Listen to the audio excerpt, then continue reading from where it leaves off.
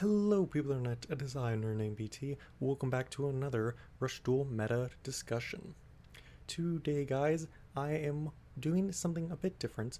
More or less I'm going to be showing a different presentation of the competitive Rush Duel format, as last time I did go more into specific deck list and the such, but this time around I'm going to be more general of discussing the basic cards of which are making the decks more viable or much more competitive, and just going over the general win percentage of each deck that we've been seeing in the most recent month.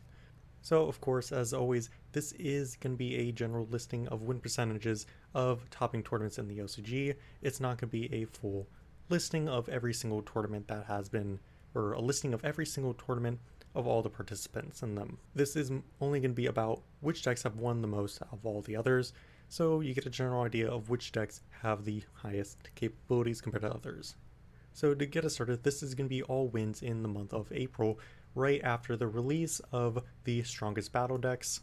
Of course, the strongest battle decks I'm speaking of is Shining Velgriev, Join and Explode, Come Forth High-Tech Dragon, Chemist Meow, Draw Flames, and Void Velger, the Empty Sky. So this is, of course, a very big change, because now with 5 new strongest battle decks, there's a lot more deck options and the meta has completely shifted quite a bit, though the tier 1 contenders are still basically the same. Let's get straight into it. Here once again you see a very interesting lineup for the competitive listing. For the previous listing did show more lists, but this one I'm keeping it more general to the ones with the higher win percentages compared to the previous one, because not all decks can be as good as these, but those had very low representations. It is not subjective, I'm only choosing the decks with high representation. So of course, let's start off. Of the 54 decks, we have the highest rated deck at 19% of what I saw, with 11 victories, is Parallel Order. So of course, if you were here for the previous format, you can obviously tell that this is a no big brainer, you already know much of it. The main goal of the deck is to be playing Parallel Birthgate and Secret Order, summoning a bunch of normal monsters and completely overwhelming your opponent. Typically, you'd be also playing something like a Magical Stone Excavation, sending all of your cards from hand to grave to get back your powerful normal spells. Basically, what makes it different from previously is from the Shining Velgria structure deck. Cards like Galactic Oblivion, Milky Way Neo, Cosmo Titan, and another reprint of Transmutinic Rainic. And also with that, we also have Void Velger Pale Rider from the Void Velger strongest battle deck. This is a much purer version of previous Parallel Order decks because it is mostly focused around the Galaxy monsters. So you do have the options to be playing some of the more generic Galaxy Spell and Trap cards if you want, though most people don't really play that many of them. They more focus on the Galaxy spells. There are still a handful of people that would still play the Noodle, the Vanilla, but those decks are dying out slowly, becoming more pure around the basis of playing Galaxy. Continuing on is actually our first new contender of the format, which is the second most represented deck at a 10% win rate with a 10% top rate with 6 wins out of the 54 listing I've collected, is Dark Galaxy or Void Velger. Now, Dark Galaxy is a very weird deck right now. A lot of people play it differently. There's a few decks that do play pure, then a few decks that are more focused on primarily the high level Dark Galaxies, and then playing very powerful generic low level monsters. Some of the most common high level galaxies you will be seeing in these decks is Void Velger, Requiem, Void Velger, Eclipsium, and Void Velger Hectorian Hair. There's a lot of diversity in these cards and allow a lot more of a flexible play compared to most of the decks, as they get over a lot more different varieties of cards, as flipping cards face down or just generally getting bigger. And also, since the most common Parallel Gate deck you will be seeing in this format is Light Galaxy, you have a very high chance of directly countering your opponent because they're always going to be playing a light card. Now, I won't be saying that this is going to be the primary deck of the format, though it is being highly represented because of how flexible the deck can be. You can side in and out multiple different high-level Dark Galaxy monsters that can deal with different situations. And then in Pure, you'll also have cards like Star Transer, which is basically just another way of getting out or special summoning out your high-level monsters, avoiding a lot of eerie trap cards, and also giving him extra attack, piercing, a whole lot of stuff. There's a lot of consistency with the spell and trap cards. It is a very interesting deck to see in the new format. Up next, we have, of course, the general iconic deck of the previous format prior to Parallel Gates is Machines. Now, this is going to be a combination of light machines and base machines.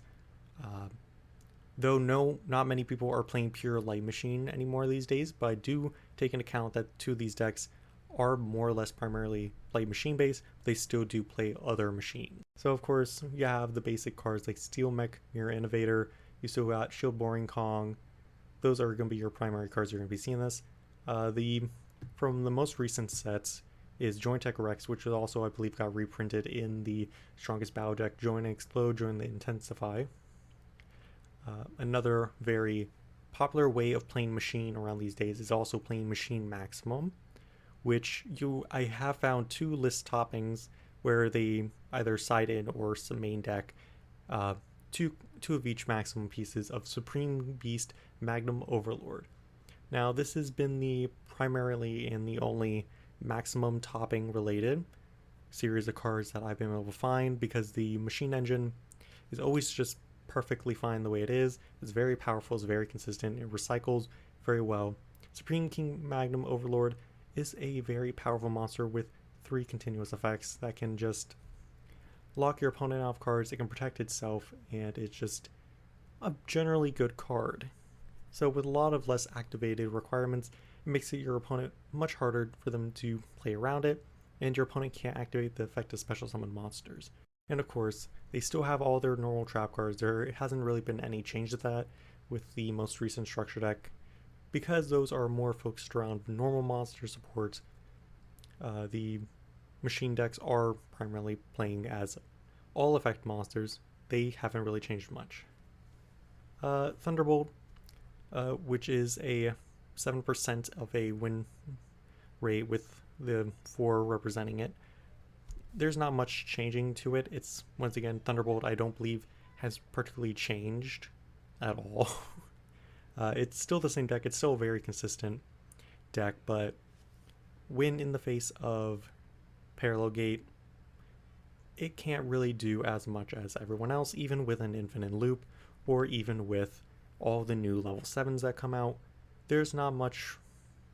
It's still holding its ground, but it's more likely sitting now at a soft tier 2, maybe a tier 1.5.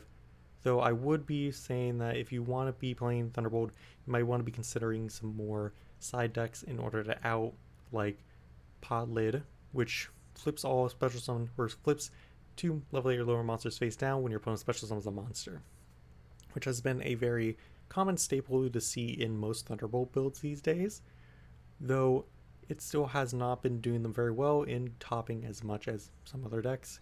Here's a very interesting part of the listing. Here, once again, we also have 4 wins under its belt with a 70% out of the pie, is General Burn. So when I say General Burn, I speak of people playing more cards from the Chemist Meow Draw of Flames Strongest Battle deck, specifically cards like Dark Lurker, Dynamite, Chemistry Draw, Nitro. So a lot more cards that would inflict damage. Now I have looked over the listings and they are all primarily burn related. They can be pyro, they can be non-pyro. Either way, people are playing a lot more burn cards than they used to, which is a very interesting idea. I of course did not account for the list that primarily played the low level monsters that only burn for their effect. I'm counting the ones where it's high level monsters, low level monsters. More than half the deck is focused around inflicting effect damage. So that is a very interesting development out of the Strongest Battle deck, is that now burn is coming back more into the format, meaning that you don't always have to be focusing on clearing out your opponent's monsters. You can be chipping away at your opponent until you can finally get them down. Now, I won't be going over the last part of the list, as it is mostly all a bunch of decks with either 1 or 2 wins. But there are still a lot of interesting decks in this format, and a lot more decks are being supported, which is making it a very close format. Though, let's move on to the next part of the meta discussion. Now here we have the legend cards of the format, which you can probably tell from compared to the meta decks. This is a lot more centralized. So for this listing, I do have a number of missing deck lists that did not provide a legend card for their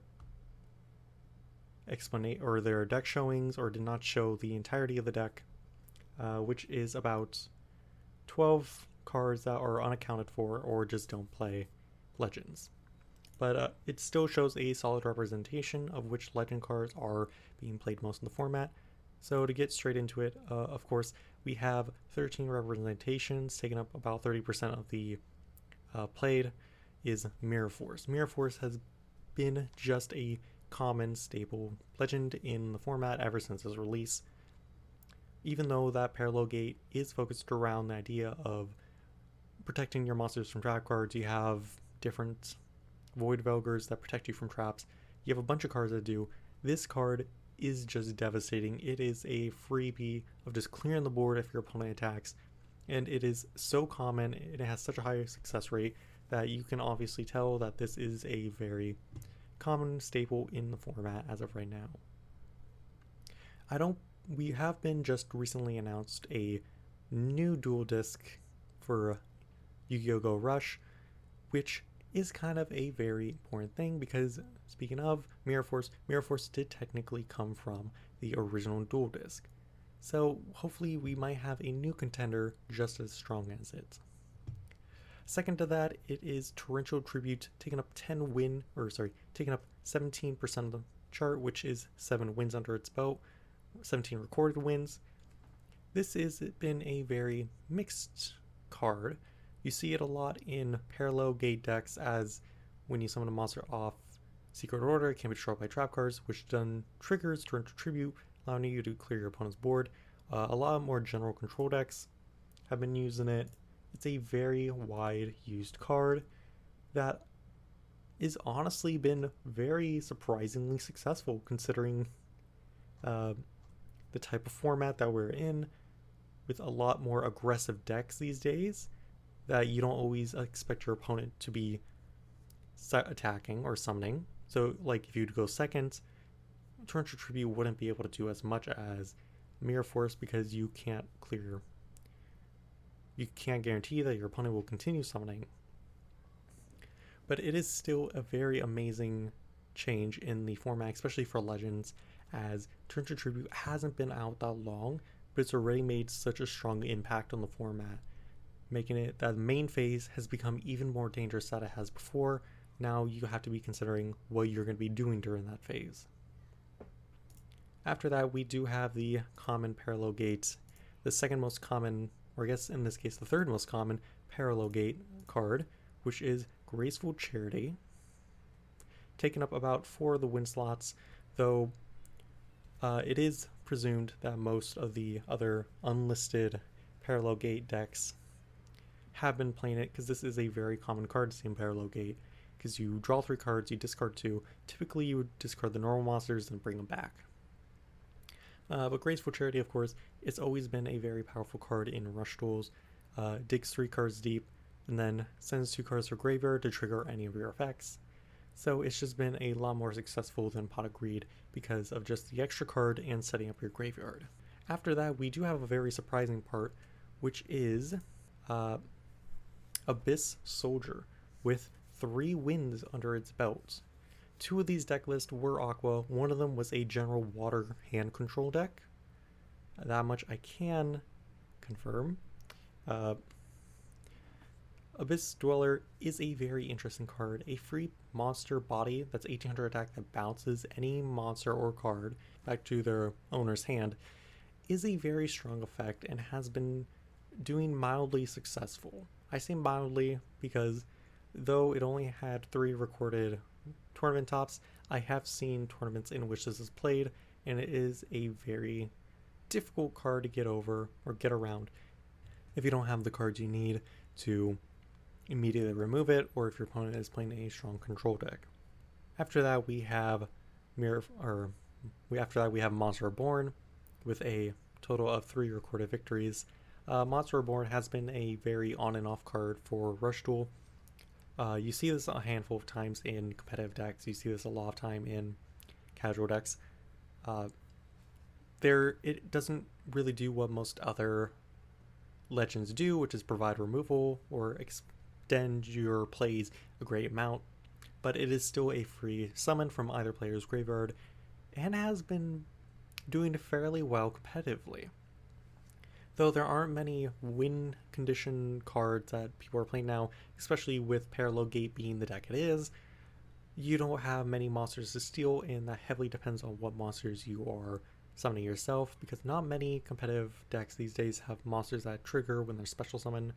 As said before, like cards like Machine, where most of them are either locked into supporting only Machine, or either use, or a monster like Thunderbolt or Joint Tech, which only trigger on normal summon. After this, we do have Sakuretsu Armor, which is once again representing 3 wins on the chart. Sakuretsu Armor has been a very interesting card, a rival to Mirror Force, if you'd say, because of the supporting trap card Sakuretsu Force. Basically, with Sakuretsu Force, it acts as a second or fourth copy of Sakuretsu Armor while it's engraved, allowing you to clear more cards on your opponent's board, and also recycling cards into your deck. So if your deck is heavy mill, you can easily mill this out, or shuffle them back with Sakuretsu Force or Armor, or sorry, not Armor, just Force, and then pop 2 monsters. So it's, though not as successful as Mirror Force, it's, of course, that is a very hard thing to challenge when Mirror Force is the powerful card it is that wipes the whole board. Sakuretsu Armor has more flexibility and just has more support, which offers people an alternative if you can't afford a Mirror Force, or if you just have a deck that needs a way to recycle monsters. Up next we have Tribute to the Doom, with once again 3 victories under its belt. This is a general removal card. This has been the it has died down quite a bit from previous formats. This has used to seeing a lot of representation, being one of the main phase removal cards, or just being one of the main removal cards in Rush Duel.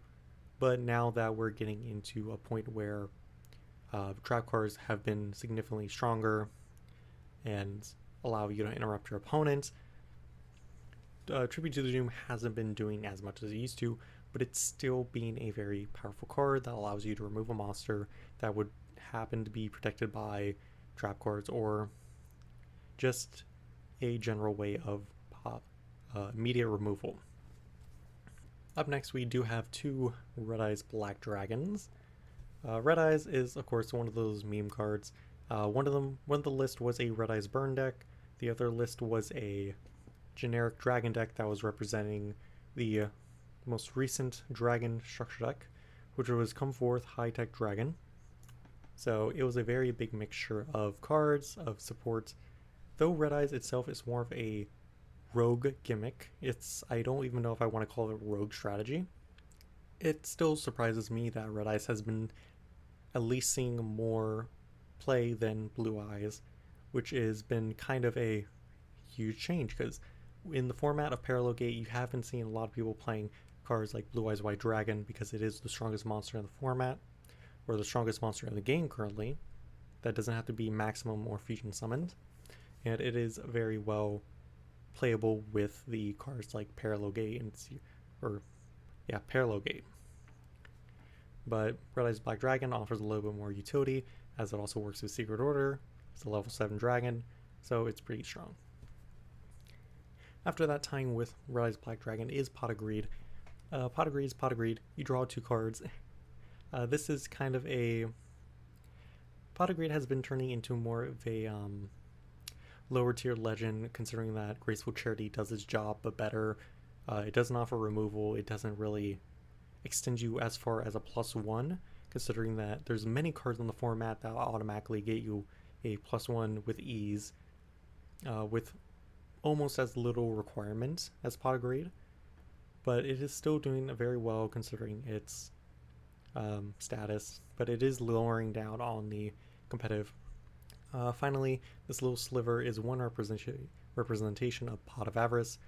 This one Pot of Avarice win was, of course, with Progressive Potter, which has been a new miniature engine that people have been experimenting with.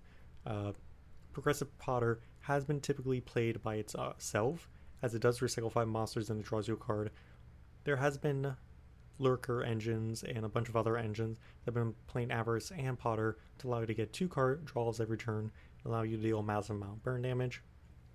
Though I've been unable to account for 3 of the burn deck list, so I can't say for sure if they were playing Pot of Avarice or not. The other decks that were playing Progressive Potter were not on Avarice, just one of them, as you can tell I was able to record. So it is it's a very niche card right now. It does have a very heavy cost in order to draw 2, which is why, of course, it's lower on the tier list compared to Pot of Greed. But it is still a very powerful card, thanks to its support card, Progressive Potter, allowing you to recycle and draw a lot more cards than Pot of Greed could potentially do. Well guys, I hope you enjoyed that mini video of the Rush Duel meta discussion. If you guys want to hear another video like this, or prefer the previous format of showing off deck list and going more in depth into each individual deck of the format, go ahead, comment down below, leave a like on this video, or go ahead, go back, leave a like on the previous video, just so I can see which version everyone prefer. Though if you want to get media attention, go ahead, comment it down below. But it was very enjoyable. Apologies that this was late. I was very last minute busy today. But it was once again a pleasure to be around. Thank y'all for coming. I hope y'all have a good day.